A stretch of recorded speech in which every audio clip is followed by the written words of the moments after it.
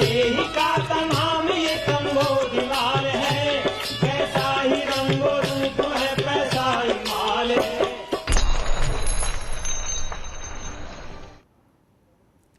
नमस्कार, मैं हूं शुभम शंकधर। आप सभी का स्वागत है मनी 9 की खास पेशकश मनी सेंट्रल में। मेरे साथ स्टूडियो में मनी 9 के एडिटर अंशुमान तिवारी जी जुड़ गए हैं। सर, बहुत स्वागत है आपका। आज कौन सी वो बड़ी खबर है जिसको हमने चुना है विस्तार से चर्चा के लिए? मनी सेंट्रल में आप सबका स्वागत है और शुभम आपका भी स्वागत है।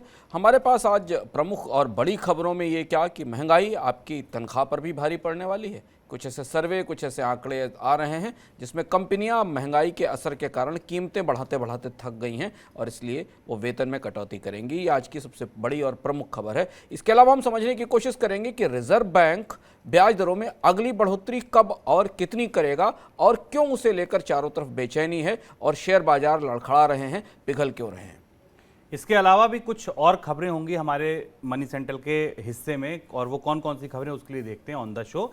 तो शुरुआत होगी हर रोज की तरह रूस से। पश्चिमी देशों पर रूस का पलटवार, महंगे कर्ज की अभी तो बस शुरुआत है। शेयर बाजार में क्यों मची हुई है खलबली और क्या देश से बंद होगा कॉटन का निर्यात? आपकी सैलरी में कितनी कटौती होगी, इस पर चर्चा करेंगे। और ऐसे कैसे निकलेगा बिजली संकट का हल।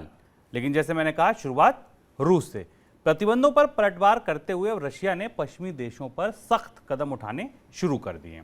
रूस ने यूरोप की गैस सप्लाई पर प्रहार किया है। रूस की करीब 30 ऐसी कंपनियां जो सब्सिडरी थी वो रूस की ही कंपनियां थी, लेकिन अमेरिका में, यूरोप में, सिंगापुर में वो कंपनियां थीं, उन पर बैन लगा दिया है। सर, ये प्रतिबंध किस तरह काम करेंगे जो रूस ने लगाए और ये कितने कारगर होंगे, असर कितना होगा इनका? शुभम, जैसा हमें दिखाई दे रहा है कि रूस धीमे धीमे जो यूरोप को मिलने वाली गैस है, जो उसका सबसे बड़ा वेपन है, सबसे बड़ा हथियार है उस नस को या उस धमनी को दबाने की तैयारी कर रहा है। और जो कल फैसला आया है वो उससे यूरोप में काफ़ी खलबली और मची हुई है और उसका नेचुरल गैस के बाजार पर भी असर पड़ा है। रूस से यूरोप को जाने वाली जो पाइपलाइन है उनका समझौता कुछ इस तरीके का है कि पाइपलाइन की मालिक तो गैज़प्रॉम है रूस के हिस्से में, जहाँ से वो गैस लेकर आती है, पर वो जिन देशों से गुजरती है उन देशों के हिस्से को उन देशों की कंपनियां चलाती हैं और वो उसकी मालिक हैं और वो सब्सिडरी हैं या गैज़प्रॉम की पार्टनर है, वेंचर पार्टनर है। ऐसी जर्मनी में, पोलैंड में और बाकी जगह कंपनियां, ऐसी 30 कंपनियों पर रूस ने प्रतिबंध लगा दिया है। पुतिन ने प्रतिबंध लगा दिया है। उनके साथ अब कोई डील नहीं होगी और वो पेमेंट केवल रूबल में करेंगी, तभी काम चलेगा, नहीं तो उनसे काम नहीं मिलेगा। इसमें सबसे महत्वपूर्ण जो प्रतिबंध आया है वो पोलैंड की कंपनी पे आया है। हमें पता है शुभम की करीब 600 किलोमीटर लंबी पाइपलाइन है, 2000 किलोमीटर लंबी पाइपलाइन है जो यमाल यूरोप पाइपलाइन जिसको कहा जाता है। उसका 600 किलोमीटर का एक सेगमेंट है जो पोलैंड में आता है और जो सबसे इंपॉर्टेंट सेगमेंट है वहां से वो गैस जर्मनी तक जाती है। तो वो जो कंपनी है जिसको यूरोपोल कहते हैं, वह गैज़प्रॉम की सब्सिडरी भी है और उसकी पार्टनर भी है। उस पर प्रतिबंध लगाने से पोलैंड को मिलने वाली गैस में समस्या आ सकती है। तो अब रशिया धीमे धीमे उन कंपनियों को टारगेट कर रहा है जिन कंपनियों के जरिए दुनिया के अन्य देशों में, यूरोप के अन्य देशों में गैस की डिलीवरी होती थी। बिल्कुल, और इस कदम से निश्चित तौर पर न केवल कच्चे तेल के बाजार पर बल्कि गैस के बाजार पर भी इसका असर दिखेगा। आगे बढ़ते हैं। पिछले हफ्ते महंगे कर्ज का पहला झटका देने के बाद अब रिजर्व बैंक एक और बार कर्ज की दरें बढ़ा सकता है। वो ये दूसरा झटका होगा अर्थव्यवस्था के लिए। रिपोर्ट्स की माने तो रिजर्व बैंक जून की बैठक में एक बार फिर से ब्याज दरें बढ़ा सकता है। ये भी कहा गया है कि पिछले दिनों में जो आरबीआई ने कोविड से सहारा देने के लिए इकोनॉमी को जो कदम उठाए थे उनसे पीछे हटेगा। इसके अलावा 6 से 8 महीनों के दौरान ब्याज दरों में बढ़ोतरी का सिलसिला बना रह सकता है। अनुमान ये भी है कि रिजर्व बैंक महंगाई को लेकर अपने अनुमान में बढ़ोतरी कर सकता है। आज शाम को ही खुदरा महंगाई के आंकड़े आए हैं। आप जब ये मनी सेंट्रल देख रहे हैं तब तक ये अनुमान भी आपको मिल गया है कि महंगाई पिछले महीने किस स्थिति में बढ़ी है। रिजर्व बैंक इन दिनों एक और चीज को लेकर चर्चा में है, वो है रुपए की कमजोरी।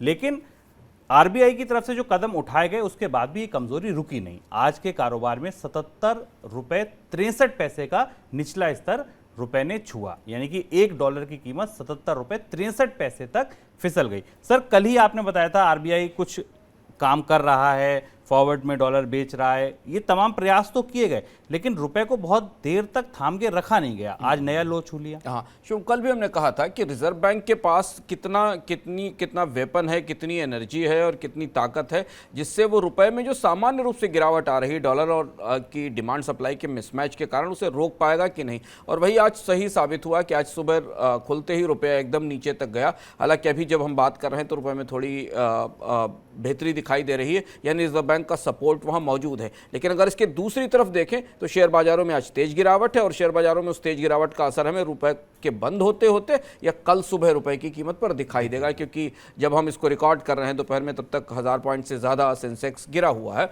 तो यानी विदेशी निवेशकों की बिकवाली और वही सारे दबाव जिन पर हमने कल विस्तार से चर्चा की थी वो बने हुए हैं।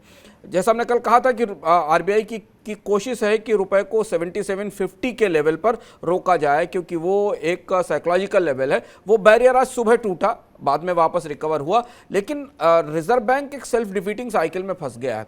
जितना पैसा, जितना डॉलर रिजर्व से निकालकर स्पॉट में रुपए की मदद के लिए डाला जाएगा, विदेशी मुद्रा भंडार में उतनी ही गिरावट रुपए को कमजोर करेगी, क्योंकि रुपए की जो आमद है बाजार में विदेशी निवेशकों के जरिए वो कम हो रही है। और इसलिए ये उलझन लगातार बनी रहेगी। इसके कुछ और दूरगामी उपाय करने होंगे, जिसकी तैयारी शायद दिखाई दे रही है ब्याज दरों में बढ़ोतरी के तौर पर अगले चरणों में।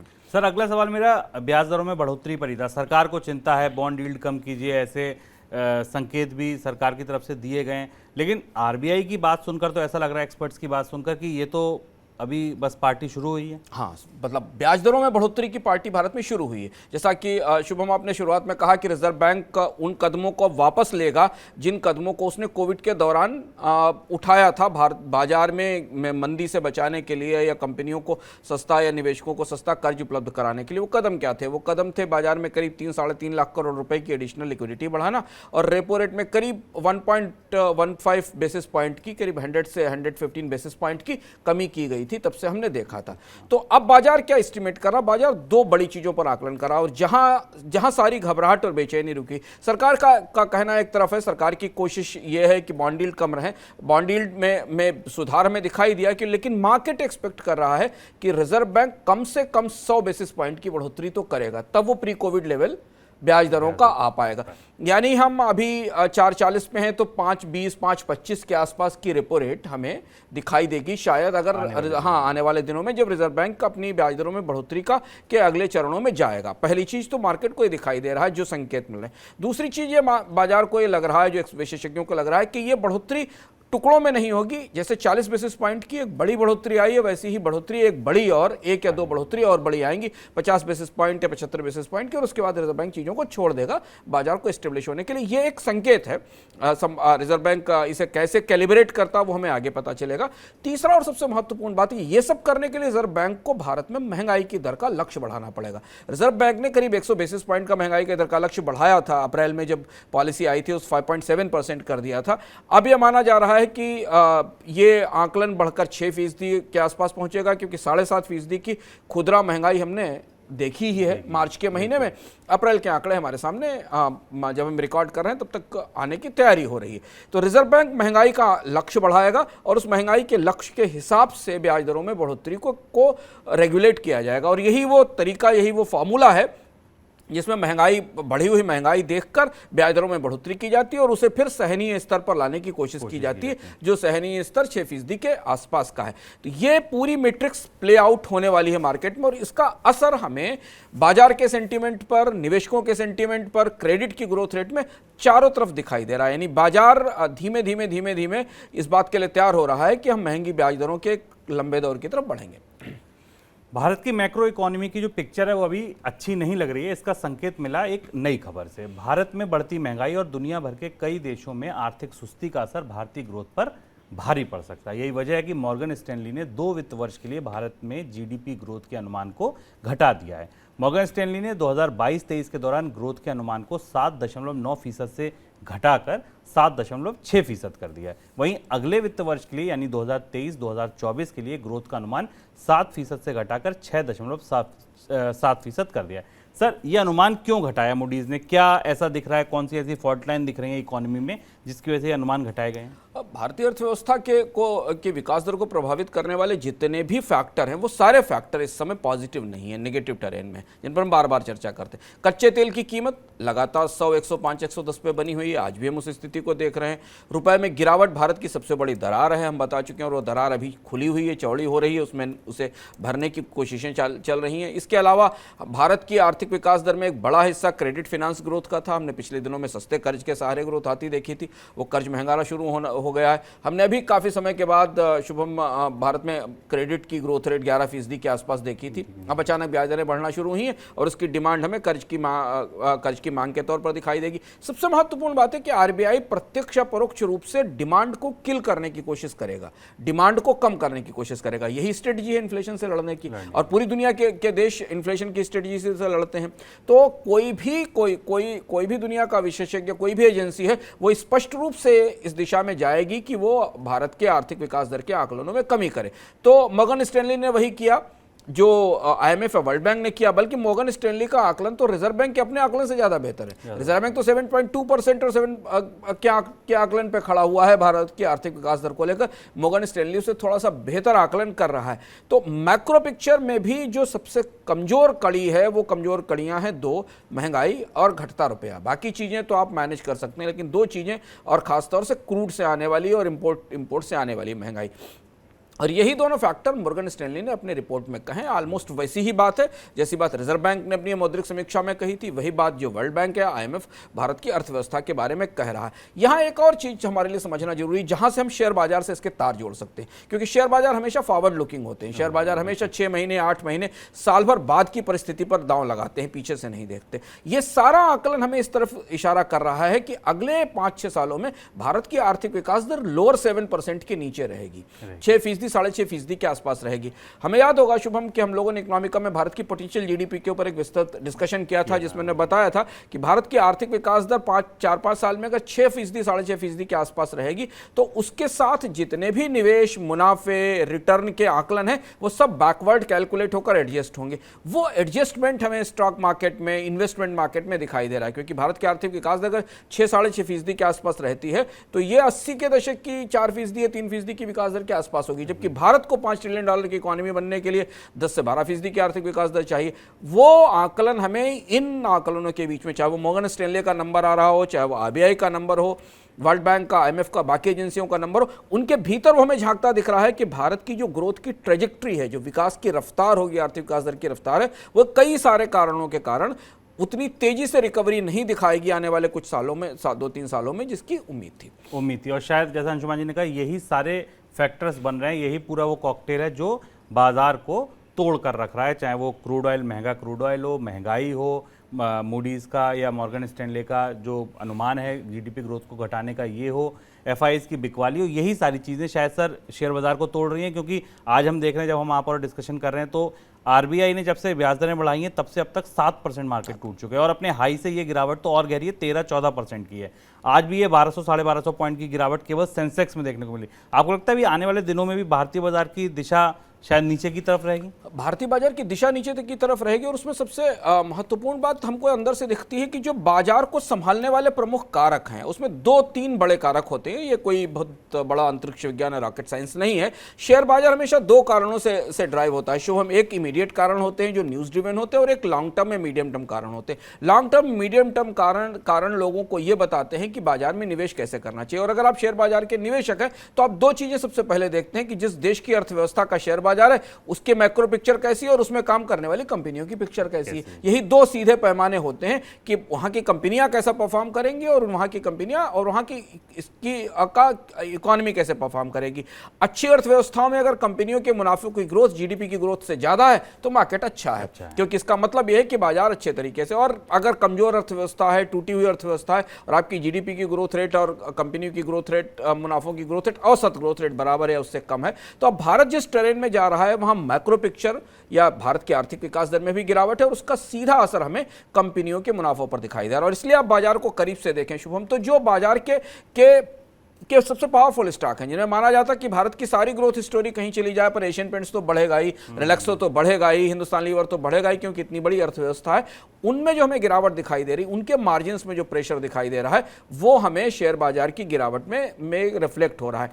यहां तक कि जो बड़े सेंसेक्स लीडिंग स्टॉक हैं, रिलायंस जैसे स्टॉक, बाकी स्टॉक्स, उन्हें भी इस माहौल का, इस परिस्थिति का की चोट झेलनी पड़ रही। आंकड़ों के भीतर जाएं तो आपको दिखाई देगा कि जो मंदी हमको पहले टॉप स्टॉक्स में दिखती थी, वो अब मिड कैप और स्मॉल कैप में भी फैल गई है।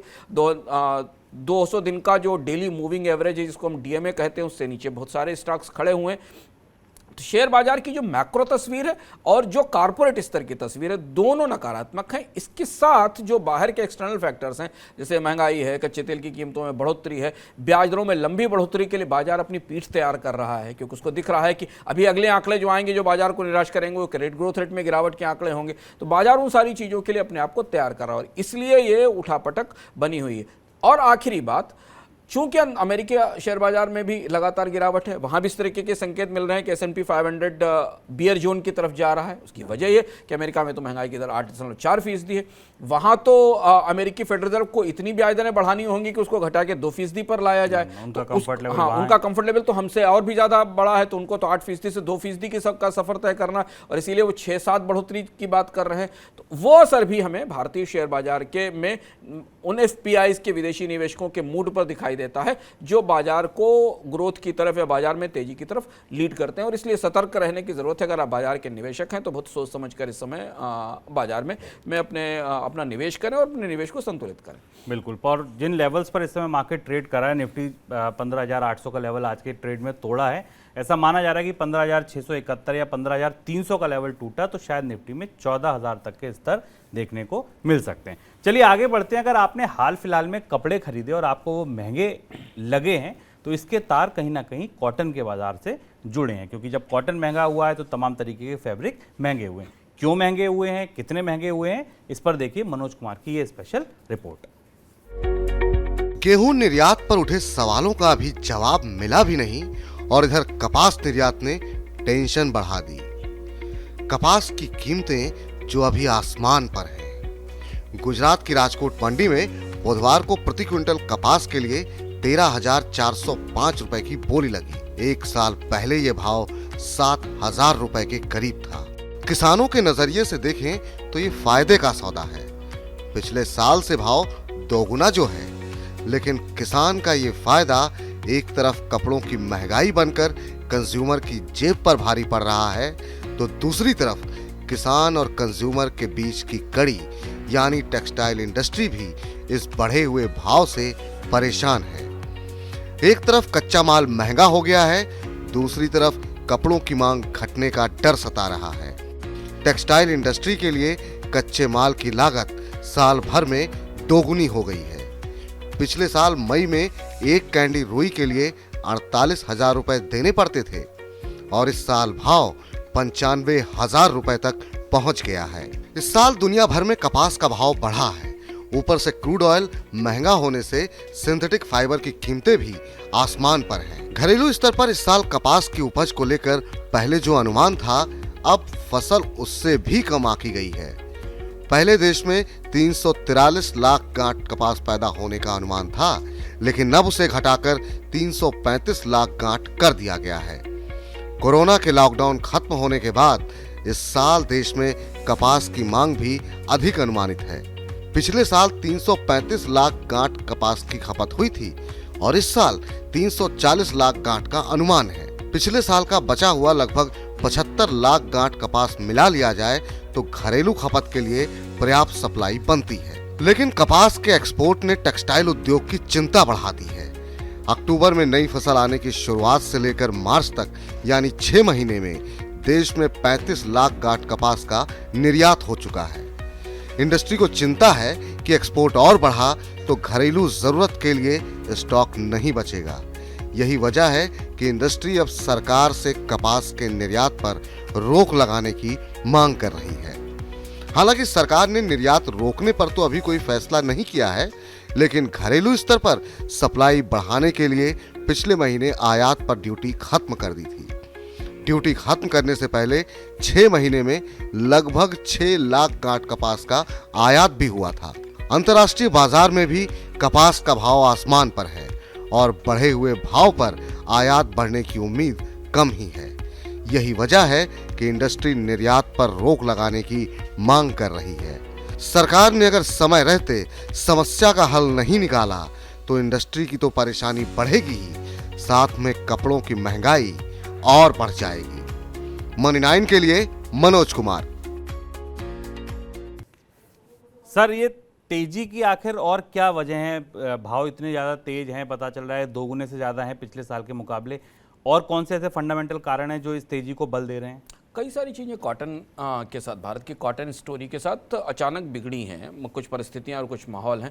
तो पहले तो तात्कालिक चीज़ें हमें दिखाई दे रही हैं कि अंतर्राष्ट्रीय बाजार में कॉटन की कीमतें बढ़ी हुई हैं, क्योंकि वेस्ट टेक्सास के अमेरिका के इलाके में ड्राउट है और उस ड्राउट का असर कॉटन की कीमतों पर दिखाई दिया। इसलिए अगर अमेरिका का फॉरवर्ड मार्केट आप कॉटन का देखें तो वहाँ भी कॉटन की कीमतें ऊपर हैं। पर भारत में 2 बड़ी चीज़ें। एक तो भारत में दुनिया का करीब 39% अगर आप माने जो कॉटन का कल्टीवेटेड एरिया, अगर पूरी दुनिया में के 100 हेक्टेयर एरिया में कॉटन की खेती होती है तो 39% एरिया भारत में आता है। भारत दुनिया के सबके बड़े कॉटन प्रोड्यूसर्स और एक्सपोर्टर्स में है, लेकिन यहाँ यील्ड केवल 23% है।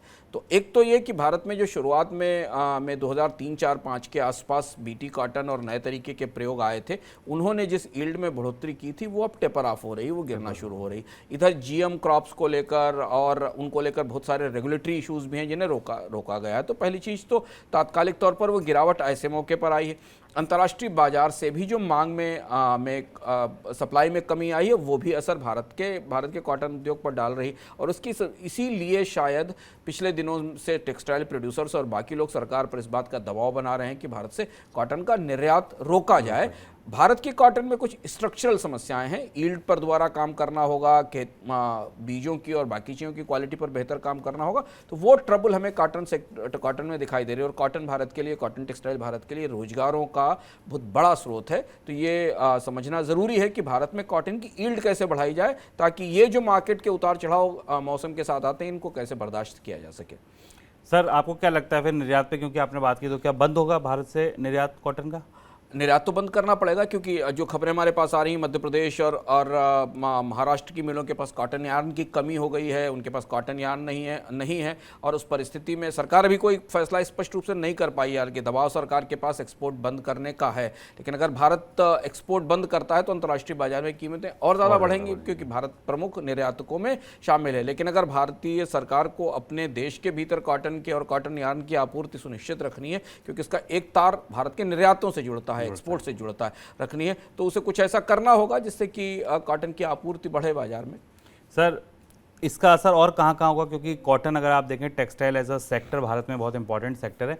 आपको क्या लगता है कि इस खबर का या इस कॉटन की क्राइसिस का असर और कहाँ देखने को मिल सकता है? शुभम, घरेलू खपत के साथ साथ टेक्सटाइल भारत में रोजगार की दृष्टि से ऑर्गेनाइज सेक्टर का सबसे बड़ा हिस्सा माना जाता है। और उसमें भी टेक्सटाइल में भी कॉटन टेक्सटाइल एक बड़ा हिस्सा है। इसलिए नहीं कि भारत में कॉटन महंगा है, कॉटन के कपड़ों की उतनी खपत सीमित है, लेकिन भारत के निर्यात में कॉटन टेक्सटाइल का बहुत बड़ा हिस्सा है। और जब भारत में कपास की कीमत लगातार रिकॉर्ड हाई पर पहुंच रही, जैसा कि इस रिपोर्ट में दिखाया गया है, तो उसका असर भारत के निर्यातकों की कॉम्पिटिटिवनेस पर, प्रतिस्पर्धा पर पड़ता है, कि उनकी प्रतिस्पर्धा कम हो रही। और उनका जो सीधी प्रतिस्पर्धा है बाजार में, बांग्लादेश से है, पाकिस्तान से, जहां से कॉटन टेक्सटाइल का एक्सपोर्ट होता है।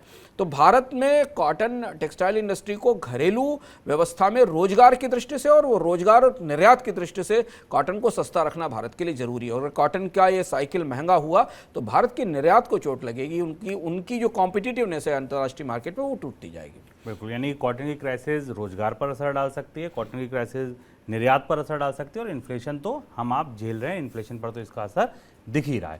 बढ़ती महंगाई जेब पर भारी पड़ बचत को तो खत्म कर ही रही है, अब महंगाई की वजह से सैलरी में कटौती की आशंका भी बढ़ गई है। ऊपर से जो बोनस मिलने की उम्मीद बंधी थी वह भी अब खत्म होने लगी है। एऑन इंडिया और डेलॉयट ने एक सर्वे किया और ये रिपोर्ट बताती है कि महंगाई की वजह से कंपनियों की लागत बढ़ी है, और बढ़ी हुई लागत की वजह से कंपनियां अपने कर्मचारियों की सैलरी और बोनस पर कैंची चला सकती हैं। रिपोर्ट्स में ये भी कहा गया है, इस रिपोर्ट में ये भी कहा गया है कि मैन्युफैक्चरिंग, ऑटोमोबाइल, इंजीनियरिंग और एफएमसीजी कंपनियों में बोनस के बजट पर 15 से 20% तक की कैंची चल सकती है। सर, कंपनियां क्यों काट रही हैं ये वेतन या बोनस, क्या वजह है इसके पीछे? इसका एक तार हमें हमारी कल की मनी सेंट्रल के रिपोर्ट से जुड़ता है, जहां हमने आपसे विस्तार से इस बात पर चर्चा की थी कि कंपनियों के पास किसी भी उत्पाद की कीमत बढ़ाने की अधिकतम सीमा आ चुकी है। 100 रुपए के उत्पाद की कीमत 105-110 रुपए की जा सकती, पर 100 रुपए के उत्पाद की कीमत 200 रुपए या 500 रुपए नहीं की जा सकती। और इसलिए हमने कल देखा कि बहुत सारी एफएमसीजी कंपनियां अपनी पैकेजिंग को चेंज कर रही हैं, उसमें वैल्यू के अगेंस्ट जो ग्रामेज है या जो सप्लाई उसे कम करने की कोशिश करेंगे, लेकिन उसकी भी एक सीमा है। तो अब जब महंगाई, उनकी कॉस्ट लगातार बढ़ती जा रही है, हमने कल आपसे बताया था कि कंपनियां कम से कम 1 साल के लिए रुपए को ऊंची कीमत पर हेज कर रही हैं, एनर्जी के प्राइसेस को ऊंची कीमत पर हेज कर रही हैं, तो वो वापस बैकवर्ड कैलकुलेट करके अपने बैलेंस शीट पर खर्च कम करने की कोशिश करेंगी। और एचआर उसमें सबसे करीबी खर्च होता है, जिससे तत्काल काटा जाता है कि ह्यूमन रिसोर्सेज पे या तो तनख्वाहें कम की जाएं या हायरिंग कम की जाए। तो अब जो डेलॉयट और एऑन का सर्वे बताता है कि लगभग आईटी कंपनीज को छोड़ दिया जाए, जहां पर एट्रिशन काफ़ी है और कंपटीशन काफ़ी दिखाई दे रहा है, हालांकि उनकी बैलेंस शीट पर भी काफ़ी दबाव है। बाकी जो बड़े संगठित क्षेत्र के बड़े रोजगार देने वाले क्षेत्र है, फार्मास्यूटिकल है, ई कॉमर्स है या बैंकिंग है, यहाँ पर प्राइवेट सेक्टर में तनख्वाहों में और वेतन में कमी की संभावना है। कम से कम बढ़ोतरी की संभावना तो नहीं है, ना के बराबर, अगर कटौती नहीं की जाए। और ये विशुद्ध रूप से महंगाई का असर, और ये एक किस्म की दोहरी मार है कर्मचारियों पर और उपभोक्ताओं पर, कि एक तो उनकी जिंदगी जीने की लागत में बढ़ोतरी हो रही है, और दूसरी बात ये कि लंबे 2 साल के कोविड के दौरान जब नौकरियों में और वेतन में कटौती हुई थी, जो किसी तरह रिस्टोर होना शुरू हुई थी, तब तक सर पर महंगाई आकर खड़ी हो गई है। सर, अगर ये वेज ग्रोथ का नंबर देखें इन्फ्लेशन की रोशनी में, तो आपको लगता है कि ओवरऑल वेज मार्केट ही अभी किसी ना किसी दिक्कत में है? ये बड़ा सवाल है। अगर आप पिछले 2 साल का 3 साल का शुभम वेज ग्रोथ का नंबर देखें, चाहे वो रूरल एरिया में वेज ग्रोथ माने या अर्बन एरिया में माने, तो एक तो अर्बन एरिया में चूंकि लेबर की सप्लाई ज़्यादा थी, कंपनियां बंद हुई, जॉब से निकाले गए लोग, और हम इस पर चर्चा विस्तार से कर चुके हैं कि औसत जो डेली वेजेस थे वो भले ही सरकार की तरफ से फिक्स किए गए हों, पर जो एक्चुअल डेली वेजेस लोगों को मिल रहे थे उनमें कमी आई, क्योंकि एक तो कंपनियों के पास डिमांड नहीं थी, उनका कारोबार बंद था, उन्होंने दोबारा काम शुरू किया तो उन्होंने कम कैपेसिटी के साथ काम शुरू किया, इस बीच रॉ मटेरियल की कॉस्ट उनके लिए बढ़ गई। तो औसत बाजार में जो वेजेस हैं या जो वेजेस की बढ़ोतरी है वो कम हुई है। और 2016 के बाद का आंकड़ा अगर हम देखें तो 1.5 से 2% से ज़्यादा बढ़ोतरी हमें संगठित क्षेत्रों में वेतन में नहीं दिखती। कुछ ही सेक्टर ऐसे हैं जहां जीडीपी की ग्रोथ रेट के बराबर, जबकि जीडीपी की ग्रोथ रेट बहुत अच्छी नहीं रही है, कोविड से पहले की स्थिति है, भारत के अधिकांश क्षेत्रों में वेतन की या सैलरीज की बढ़ोतरी उतनी तेज नहीं रही है जो कि महंगाई या जीडीपी को बीट कर पा रही है, जीडीपी के पैरेलल हो। इस बीच में अब हम लगातार वेतन में कटौती या रोजगारों में कटौती देख रहे हैं। तो अगर आप वेज की पैरिटी को इन्फ्लेशन से देखने की कोशिश करें कि महंगाई जितनी बढ़ती है क्या वेतन उतने बढ़ पा रहे हैं, यहाँ एक बड़ी समस्या है। और वो समस्या वापस इन्हीं कंपनियों को हिट करने वाली है जो कंपनियां अपने यहाँ सैलरी में कट कर रही हैं या अपने पैकेजिंग में कम करें, क्योंकि ये वही कंजम्पशन का नेगेटिव डिमांड साइकिल है कि जब आप अपने कर्मचारी को कम पैसा देंगे तो वो कम खर्च करेगा, और जब वो कम खर्च करेगा तो आपके लिए वापस डिमांड में कमी आएगी। ये वो एक किस्म का विशेष साइकिल होता है कंज्यूमर इकोनॉमीज में खासतौर पर जो सेट इन हो रहा है। और चूंकि कंपनियां ऐसा इसलिए कर रही हैं क्योंकि उनकी बड़ी चुनौती है कि पिछले 2-2.5 साल से लगातार उन्हें हर चीज की कॉस्ट बढ़ने की हर चीज की कॉस्ट उनके लिए बढ़ रही है। और अल्टीमेटली हमने देखा है कि जब भी कॉस्ट बढ़ती है तो कंपनियां सबसे पहले वेज बिल पर और पे हिट करती हैं, क्योंकि वही सबसे आसान, उसको कम करना आसान होता है। बाकी फिक्स्ड कॉस्ट होती है, बिजली की लागत कम नहीं कर सकती, पेट्रोल डीजल की लागत कम नहीं कर सकती, बैंक के जो कर्ज का ब्याज चुकाना है वो कम नहीं कर सकती। तो कमी कहाँ हो सकती है? कमी हो सकती है कर्मचारियों की लागत में। वैसे भी भारत का मार्केट सैलरीज के हिसाब से पे स्केल्स के हिसाब से दुनिया के सबसे अच्छे बाजारों में नहीं है। हमारे यहाँ जनरली एक लो पेड मार्केट है। सर, मेरा अगला सवाल खपत पर ही था। अगर आप देखें तो जीडीपी में सबसे बड़ा हिस्सा रखने वाला खपत, 60-70% का हिस्सा रखने वाला खपत पर कितना असर पड़ेगा? ये खपत के लिहाज से कितना बड़ा सेटबैक है अगर कंपनियां ऐसा निर्णय लेती हैं तो? रिजर्व बैंक 7.2% की ग्रोथ रेट में गिरावट महसूस कर रहा है। अभी हमने तत्काल थोड़ी देर पहले माइक्रो इकोनॉमी और शेयर पर चर्चा की, उससे आप आसानी से जोड़ सकते हैं क्यों कंपनियों के स्टॉक्स गिर रहे हैं, क्यों शेयर में सेल ऑफ आ रहा है, क्योंकि उसके तार यहीं से जुड़ते हैं। भारत में जब डेलिबरेटली सरकार महंगाई रोकने के लिए, रिजर्व बैंक महंगाई रोकने के लिए डिमांड किल करना चाहता है, तो डिमांड का मतलब कंजम्पशन डिमांड, क्योंकि भारत की अर्थव्यवस्था का जीडीपी का 60% हिस्सा तो केवल कंजम्पशन से आता है। तो जो कंजम्पशन कंजम्पशन डिमांड है वो दो तरह से टूट रही है, लोगों की आय कम होने की वजह से और लोगों की जिंदगी जीने की लागत बढ़ने की वजह से। और इसीलिए वो साइकिल सेट इन हो रहा है, जो साइकिल कंपनियों को तनख्वाहें घटाने के लिए और बाद में फर्दर स्टॉक मार्केट में उनके स्टॉक्स के वैल्यूएशन के गिरने के तौर पर सामने आ रहा है। तो मांग की दृष्टि से शुभम अगले 6 महीने बल्कि 1 साल बहुत अच्छा नहीं रहने वाला है, चाहे किसी भी सेक्टर के लिए। और आप कंपनियों से अनौपचारिक रूप से उनके कंपनियों के फाइनेंस मैनेजर से, प्रोडक्ट मैनेजर से, मार्केटिंग मैनेजर से बात करिए तो वो मान रहे हैं कि यह मामला अभी थोड़े समय तक नरम गरम रहने वाला है। वो केवल उतना ही बेच पाएं जितना वो कोविड से पहले बेच ले रहे थे, तब भी उनके लिए बड़ी बात हो। बड़ी बात है। अब आप किस सेक्टर में काम करते हैं, आपकी कंपनी की क्या स्ट्रेटजी है, इससे आप ये अनुमान लगा सकते हैं कि आपकी सैलरी पर, आपके बोनस पर कितना असर पड़ सकता है। अगर आप आईटी सेक्टर में काम करते हैं तो निश्चित तौर पर इस खबर का आप पर शायद असर नहीं पड़ेगा या कम पड़ेगा। बिजली संकट से निपटने के लिए सरकार ने अब राज्यों के डिस्कॉम को मदद का हाथ बढ़ाया है। फैसला लिया गया है कि उन्हें पीएफसी और आरईसी जैसी सरकारी कंपनियों से छोटी अवधि का कर्ज मुहैया कराया जाएगा। अब सवाल ये खड़ा होता है किस दर पर ये कर्ज दिया जाएगा, इसे चुकाया कैसे जाएगा, और अगर महंगा कोयला आयात हो भी जाता है तो क्या राज्य सरकारें इतनी महंगी बिजली खरीद पाएंगी? सर, आपको क्या लगता है, बिजली संकट का तो हल नहीं निकलता दिख रहा है, लेकिन सरकार अपने ही फैसलों में फंसती जा रही है। हाँ, सरकार पूरे बिजली संकट को लेकर लगातार हम इस पर विस्तार से मनी सेंट्रल में चर्चा कर रहे हैं, हमने इकोनॉमिका में भी चर्चा की। सरकार एक के बाद एक ऐसे फैसले कर रही है जिसमें उलझती जा रही है। मैं आपको एक उदाहरण यहाँ याद दिलाऊं शुभम, पिछले साल दिसंबर में बिजली मंत्रालय ने, केंद्रीय बिजली मंत्रालय ने देश के प्रमुख बैंकों को ये चिट्ठी लिखी थी और ये कहा था कि डिस्कॉम्स को कर्ज देने में बेहद सतर्कता बरती जाए। उनके ऊपर तो उस समय 1.1 लाख करोड़ रुपए के बकाये थे, उनके ऊपर बकाये बहुत ज़्यादा हैं। वो कर्ज चुका पाएंगे कि नहीं, इसकी कोई गारंटी नहीं है। आरएफसी और पीएफसी जिस तरीके के, आरईसी रूरल इलेक्ट्रिफिकेशन कॉर्पोरेशन और पावर फाइनेंस कॉर्पोरेशन जिस तरीके के नियम लागू करता है कर्ज देने के लिए, उस सख्ती के साथ इनको कर्ज दिया जाए। और 6 महीने के भीतर सरकार उसी पावर फाइनेंस कॉर्पोरेशन और आरईसी से कह रही है कि बिजली घरों को जो ऑलमोस्ट बैंक्रप्सी की स्थिति में है, जो इंपोर्टेड कोल पर चलने वाले बिजली घर हैं जो उत्पादन नहीं कर पा रहे हैं, उन्हें सस्ते कर्ज दिए जाएं। चीज़ हमें और ध्यान रखने की ज़रूरत है कि पिछले साल सरकार ने जब एनपीए को लेकर रिजर्व बैंक और सरकार ने अपनी पॉलिसी बदली थी तो उस समय काफ़ी गहमा-गहमी हुई थी और ये कहा गया था कि बिजली घरों पर जो बकाया है उसे रिजर्व बैंक के जो प्रॉम्प्ट करेक्टिव एक्शन मेजर्स हैं या जो बैंकों के एनपीएस हैं उनके दायरे से बाहर रखा जाए, क्योंकि ये समस्या इंफ्रास्ट्रक्चर सेक्टर से आने वाली है। तो अब क्या हो रहा है कि अब हमने देखा पिछले 15 दिन में कि कोल का इंपोर्ट नहीं हुआ, ना तो बिजली घर कोल इंपोर्ट करने को तैयार है, ना राज्य सरकारें करने को तैयार है। वही पुरानी कहानी, महंगा कोयला तो महंगी बिजली पर, महंगी बिजली की वसूली कौन करके देगा, बिजली का बिल कौन वसूलेगा। और ऐसी स्थिति में फिर उन्हें शॉर्ट टर्म डेट के लिए कहा जा रहा है, यानी एक और डेट साइकिल, एक और डेट क्राइसिस, कर्ज का एक और संकट बिजली क्षेत्र के भीतर प्रवेश करेगा अगर उन्हें इस बात के लिए फोर्स किया गया कि वो जाकर बैंकों से कर्ज लेकर और बिजली कोयला महंगा मंगाए और फिर सस्ती बिजली बेचे। तो समस्या जहां है उसका समाधान अभी फिलहाल नहीं दिखता। और अगर समाधान नहीं दिखता है तो ये जो बिजली के लंबे लंबे कट लग रहे हैं ये हमें लंबे समय तक झेलने पड़ सकते हैं। कम से कम ये गर्मी तो ऐसे ही संकट में गुजरने वाली है। सर, बहुत शुक्रिया आपका जुड़ने के लिए, आज तमाम खबरों पर विश्लेषण के लिए। आप लोगों का भी बहुत बहुत शुक्रिया जुड़ने के लिए हमारे साथ, हमारा पूरा शो देखने के लिए। आपसे कल शाम को 7 बजे फिर मुलाकात होगी मनी सेंट्रल में। तब तक के लिए दीजिए इजाजत। नमस्कार।